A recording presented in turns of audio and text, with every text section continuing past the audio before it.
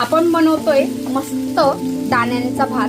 तर यासाठी आपण वापरलेत वाटाण्याचे दाणे, पावट्याचे दाणे, हरभरा, ओला हरभरा, वाटाणा, संक्रांतीवालाच्या शेंगा, आपण तेल घेतले, त्यामध्ये कांदा परतवलाय, त्यामध्ये छान लसणाची चरचरीत फोडणी दिली, जिरं घातलंय आणि घरचा गरम मसाला घातलाय आणि हे सर्व दाणे आणि चवीपुरतं मीठ घालायचंय, त्याला छान असं परतून घ्यायचंय आणि यावर आता घालायचंय आपल्याला राईस। आता तो सुद्धा चांगला परतून घ्यायचा।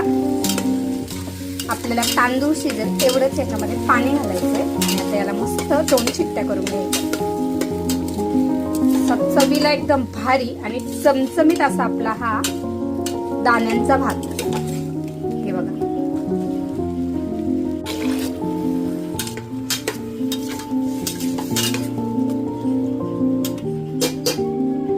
दोन शिट्टीमध्ये आपला हा दाण्यांचा भात शिजून आता तयार झालेला आहे।